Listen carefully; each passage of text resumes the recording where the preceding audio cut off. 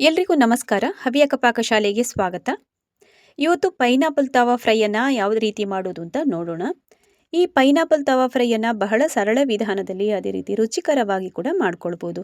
ತುಂಬ ಹೆಲ್ದಿಯಾಗಿರುವಂತಹ ಒಂದು snacks recipe ಅಂತ ಹೇಳ್ಬೋದು ಇದನ್ನು.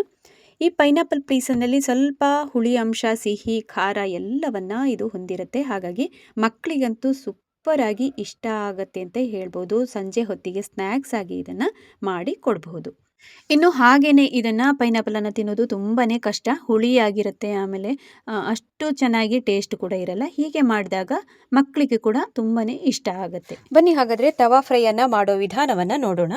ಇಲ್ಲಿ ನಾನು 2 ಪೈನಾಪಲನ್ನು ತಗೊಂಡಿದ್ದೀನಿ. ಅದರ ಮುಳ್ಳಿನ ಭಾಗವನ್ನೆಲ್ಲ ನಾವೀಗ ಸರಿಯಾಗಿ ತೆಕ್ಕೊಳ್ಬೇಕಾಗುತ್ತೆ. ಹಚ್ಕೊಳ್ಳೋದು ಕೂಡ ಅಷ್ಟೇನೆ ಇಂಪಾರ್ಟೆಂಟ್ ಆಗಿರುತ್ತೆ. ಸ್ವಲ್ಪ ಕೂಡ ಮುಳ್ಳಿನ ಅಂಶ ನಮಗೆ ಸಿಕ್ಕಿತು ಅಂದರೆ ಬಾಯಿಗೆ ಕೂಡ ಅದು ತಿನ್ನೋದಕ್ಕೂ ಕಷ್ಟ ಆಗುತ್ತೆ.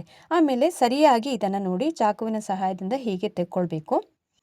2 ಪೈನಾಪಲನ್ನು ಕೂಡ ಅದೇ ರೀತಿಯಾಗಿ ಸಿಪ್ಪೆಯನ್ನು ತೆಗೆದು ಮುಳ್ಳನ್ನು ಕೂಡ ಅಡಿಭಾಗದವರೆಗೆ ತೆಕ್ಕೊಂಡು ಇಟ್ಕೊಂಡಿದ್ದೀನಿ.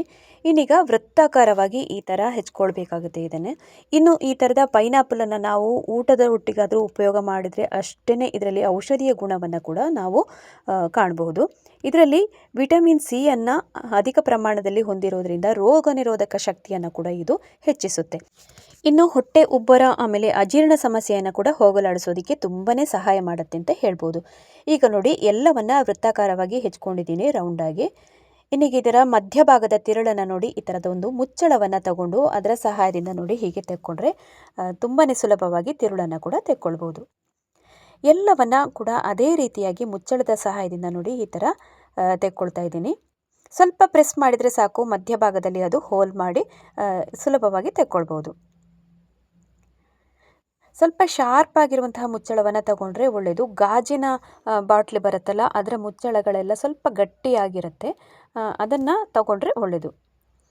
ಪ್ಲಾಸ್ಟಿಕ್ ಬಾಟ್ಲದ ಮುಚ್ಚಳ ಎಲ್ಲ ಬೇಡ, ಅದರಲ್ಲಿ ಅಷ್ಟು ಸುಲಭವಾಗಿ ತೆಕ್ಕೊಳ್ಳೋದಕ್ಕೆ ಬರೋದಿಲ್ಲ. ಎಲ್ಲ ಪೈನಾಪಲ್ ಪೀಸ್ ಕೂಡ ಮಧ್ಯಭಾಗದಲ್ಲಿರುವಂತಹ ಹೋಲನ್ನು ಕೂಡ ಮಾಡಿಕೊಂಡು ಅರೇಂಜ್ ಮಾಡ್ತಾ ಇದ್ದೀನಿ. ಇನ್ನು ಇದಕ್ಕೆ ಹಾಕ್ಕೊಳ್ಳೋದಕ್ಕೆ ನಾವು ಮೇಲಿಂದ ಸ್ವಲ್ಪ ಮೊದಲಿಗೆ ನಾನೀಗ ಚಾಟ್ ಮಸಾಲವನ್ನು ಹಾಕ್ಕೊಳ್ತಾ ಇದ್ದೀನಿ. ಈಗ ನಾವು ಅದಕ್ಕೆ ಚಾಟ್ ಮಸಾಲವನ್ನು ಹಾಕಿ ಆದ ನಂತರ ಬ್ಲ್ಯಾಕ್ ಸಾಲ್ಟನ್ನು ಹಾಕ್ಕೊಳ್ಬೇಕು. ಆಮೇಲೆ ಸ್ವಲ್ಪ ಪೆಪ್ಪರ್ ಪೌಡ್ರನ್ನು ಕೂಡ ಹಾಕ್ಕೊಳ್ಬೋದು ಇದಕ್ಕೆ. ಆಮೇಲೆ ನಾನಿಲ್ಲಿ ಅಚ್ಚ ಖಾರದ ಪುಡಿಯನ್ನು ಹಾಕ್ಕೊಳ್ತಾ ಇದ್ದೀನಿ.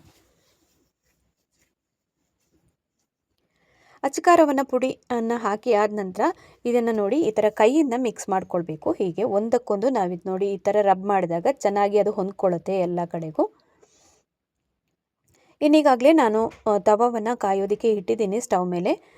ಕಾದಿರುವಂತಹ ತವಾದ ಮೇಲೆ ಒಂದೊಂದು ಪೈನಾಪಲ್ ಪೀಸ್ಗಳನ್ನು ಹಾಕ್ತಾ ಬಂದು ಬೇಯಿಸ್ಕೊಳ್ಬೇಕು. ಇದನ್ನು ಎಲ್ಲ ಪೀಸ್ಗಳನ್ನು ಕೂಡ ನೋಡಿ ರೆಡಿ ಮಾಡ್ಕೊಂಡಿದ್ದೀನಿ. ಇನ್ನು ಮೀಡಿಯಂ ಉರಿನಲ್ಲೇ ಇಟ್ಕೊಂಡು ಇದನ್ನು ಮಾಡ್ಕೊಳ್ಬೇಕು. 2 ಕಡೆನೂ ಚೆನ್ನಾಗಿ ಬೇಯಬೇಕು. ಇನ್ನೀಗ ನೋಡಿ ತವಾದ ಮೇಲೆ ಕಾದಿರುವಂಥ ತವಾದ ಮೇಲೆ ಸ್ವಲ್ಪ ಬೆಣ್ಣೆಯನ್ನು ಅಪ್ಲೈ ಮಾಡ್ತಾ ಇದ್ದೀನಿ. ಬಟರನ್ನು, ಅನ್ಸಾಲ್ಟೆಡ್ ಬಟರನ್ನು ಹಾಕ್ಕೊಳ್ಬೇಕು ಇದಕ್ಕೆ. ಈಗ ನೋಡಿ ನಾನು ಅಪ್ಲೈ ಮಾಡಿದಂತಹ ಚಾಟ್ ಮಸಾಲ ಆಮೇಲೆ ಮೆಣಸಿನ ಪುಡಿಯನ್ನೆಲ್ಲ ಹಾಕಿದಂತಹ ಪೈನಾಪಲ್ ಪೀಸ್ಗಳನ್ನು ಅದರ ಮೇಲೆ ತವಾದ ಮೇಲೆ ಇಡ್ತಾ ಇದ್ದೀನಿ. ಇನ್ನೊಂದು 5ರಿಂದ 7 ನಿಮಿಷಗಳ ಕಾಲ ಇದನ್ನು ಬೇಯಿಸಿದರೆ ಸಾಕು. ತುಂಬಾ ಬೇಗನೆ ರೆಡಿಯಾಗಿ ಹೋಗುತ್ತೆ ನಿಮಗೆ. ಪೀಸ್ ಮಾಡೋದು ಆಮೇಲೆ ಇದರ ಸ್ವಲ್ಪ ಪ್ರಿಪರೇಷನ್ ಎಲ್ಲ ಸ್ವಲ್ಪ ಒಂದು 5 ನಿಮಿಷ ಟೈಮ್ ಹಿಡಿಬೋದು ಅಂತ ಬಿಟ್ಟರೆ ಬಾಕಿ ಎಲ್ಲ ಸುಲಭದಲ್ಲಿ ಆಗಿ ಹೋಗುತ್ತೆ. ಆರೋಗ್ಯಕ್ಕೂ ಕೂಡ ಒಳ್ಳೆಯದು, ಹೆಲ್ದಿಯಾಗೂ ಇರುತ್ತೆ, ಮಕ್ಕಳಿಗೆ ಕೂಡ ಒಳ್ಳೆಯದು, ನಮಗೂ ಎಲ್ಲರಿಗೂ ಒಳ್ಳೆಯದಿದು. ಇನ್ನು 2 ಕಡೆನೂ ಸರಿಯಾಗಿ ಬೇಯಿಸ್ಕೊಳ್ಬೇಕು. ನಿಮಗೆ ಎಲ್ಲಿಯಾದರೂ ಈ ಹಂತದಲ್ಲಿ ಕಡಿಮೆ ಆಯಿತು, ಚಾಟ್ ಮಸಾಲನೋ ಅಥವಾ ಖಾರದ ಪುಡಿ ಎಲ್ಲ ಕಮ್ಮಿ ಆಯಿತು ಅಂತಂದರೆ ಮತ್ತೆ ಹಾಕ್ಕೊಳ್ಬೋದು ಇದರ ಮೇಲಿಂದ. ಈಗ ನೋಡಿ ನಾನೀಗ ಸ್ವಲ್ಪ ಖಾರದ ಪುಡಿಯನ್ನು ಉದುರಿಸ್ತಾ ಇದ್ದೀನಿ, ಅಚ್ಚ ಖಾರದ ಪುಡಿಯನ್ನು. ನಿಮಗೆ ಉಪ್ಪು ಎಲ್ಲ ಕಡಿಮೆ ಆಯಿತು ಅಂದರೆ ಹಾಕ್ಕೊಳ್ಬೋದು. ನಾನಿಲ್ಲಿ ಹಾಕಿರುವಂಥದ್ದು ಬ್ಲ್ಯಾಕ್ ಸಾಲ್ಟನ್ನು ಹಾಕ್ಕೊಂಡಿದ್ದೀನಿ. ಅದೇ ಚೆನ್ನಾಗಿರುತ್ತೆ ಬ್ಲ್ಯಾಕ್ ಸಾಲ್ಟ್. ಅಥವಾ ಬ್ಲ್ಯಾಕ್ ಸಾಲ್ಟ್ ಇಲ್ಲ ಅಂತಂದರೆ ಸಾದಾ ಉಪ್ಪನ್ನು ಕೂಡ ಹಾಕ್ಕೊಳ್ಬೋದು. ಈಗ ನೋಡ್ಬೋದು 2 ಕಡೆನೂ ಬ್ರೌನ್ ಕಲರಿಗೆ ಬರೋ ತನಕ ಚೆನ್ನಾಗಿ ಬೇಯಿಸ್ಕೊಂಡಿದ್ದೀನಿ. ಇನ್ನು ಪೈನಾಪಲ್ನಲ್ಲಿ ಸಿಹಿ ಅಂಶ ಇಲ್ಲ ಅಥವಾ ಹುಳಿ ಅಂಶ ಜಾಸ್ತಿ ಇದೆ ಅಂತಂದಾಗ ಸಕ್ಕರೆ ಪುಡಿಯನ್ನಾದರೂ ಹಾಕ್ಕೊಳ್ಬೋದು ಮೇಲಿಂದ. ನಾವು ಯಾವಾಗ ಚಿಲ್ಲಿ ಪೌಡ್ರ್ ಆಮೇಲೆ ಚಾಟ್ ಮಸಾಲೆ ಎಲ್ಲ ಹಾಕ್ತೀವಲ್ಲ ಅದೇ ಟೈಮಲ್ಲಿ ಹಾಕ್ಕೊಳ್ಬೋದು. ಸಕ್ಕರೆ ಪುಡಿಯನ್ನು ಕೂಡ ಉದುರಿಸ್ಬೋದು. ಈಗ ನಾನಿಲ್ಲಿ ತುಂಬ ಸಿಹಿ ಆಗಿರೋದ್ರಿಂದ ಇದು ಸಕ್ಕರೆ ಪುಡಿಯನ್ನು ಹಾಕ್ಕೊಳ್ಳೋದಕ್ಕೆ ಹೋಗಿಲ್ಲ. ಈಗ ಎರಡು ಬದಿಯನ್ನು ಕೂಡ ಸರಿಯಾಗಿ ಬ್ರೌನ್ ಕಲರ್ ಬರೋ ತನಕ ಬೇಯಿಸ್ಕೊಂಡಿದ್ದೀನಿ. ಇನ್ನು ಸರ್ವ್ ಮಾಡೋದಕ್ಕೆ ತಟ್ಟೆಗೆ ಹಾಕ್ಕೊಳ್ಳೋಣ. ಪ್ರತಿಯೊಂದು ಪೀಸ್ ಕೂಡ ಅಷ್ಟೇ ಮೌತ್ ಮೆಲ್ಟಿಂಗ್ ಆಗಿರುತ್ತೆ. ನೀವು ಒಂದ್ಸಲ ಇದನ್ನು ಟ್ರೈ ಮಾಡಿದರೆ ಪದೇ ಪದೇ ಮಾಡಬೇಕು ಅನಿಸುತ್ತೆ. ಮಾರ್ಕೆಟಿಂದ ತಂದು ಒಂದ್ಸಲ ಮಾಡಬೇಕು ಅಂತಂದರೆ 3ರಿಂದ 4 ಮೆಂಬರ್ಗೆ ಆಗುವಷ್ಟು ಮಾಡಬೇಕು ಅಂತಂದರೆ 3 ಪೈನಾಪಲ್ ಬೇಕೇ ಬೇಕು. ಆಮೇಲೆ ಮೀಡಿಯಮ್ ದಪ್ಪದಲ್ಲಿ ನಾವು ಕೂಡ ಇದನ್ನು ಕಟ್ ಮಾಡೋದ್ರಿಂದ ಒಂದು ಪೈನಾಪಲ್ನಲ್ಲಿ ಒಂದು 4ರಿಂದ 5 ಪೀಸ್ ಆಗುವಷ್ಟು ಮಾಡ್ಕೊಳ್ಬೋದು. ಈಗ ನೋಡ್ಬೋದು ತವಾದಿಂದ ನಾನೀಗ ತೆಗಿತಾ ಇದ್ದೀನಿ. ಇನ್ನು ಸರ್ವಿಂಗ್ ತಟ್ಟೆಗೆ ಹಾಕ್ಕೊಳ್ಳೋಣ. ತುಂಬಾ ಹೆಲ್ದಿಯಾಗಿರುವಂತಹ ಸ್ನ್ಯಾಕ್ಸ್ ಆಗಿರೋದ್ರಿಂದ ಮಕ್ಕಳಿಗೆ ಆರಾಮ್ಸೆ ಇದನ್ನು ಕೊಡ್ಬೋದು. ಸಂಜೆ ಹೊತ್ತಿಗೆಲ್ಲ ನೀವು ಇದನ್ನು ಬಿಸಿ ಬಿಸಿಯಾಗಿ ತಿನ್ನೋದಕ್ಕೆ ರೆಡಿ ಮಾಡ್ಕೊಳ್ಬೋದು. ಪೈನಾಪಲನ್ನು ಬಳಸಿಬಿಟ್ಟು ಯಾವ ಥರ ತವಾ ಫ್ರೈಯನ್ನು ಮಾಡೋದು ಅಂತ ನೋಡ್ಕೊಂಡು ಬಂದ್ರಿ ಅಲ್ವಾ.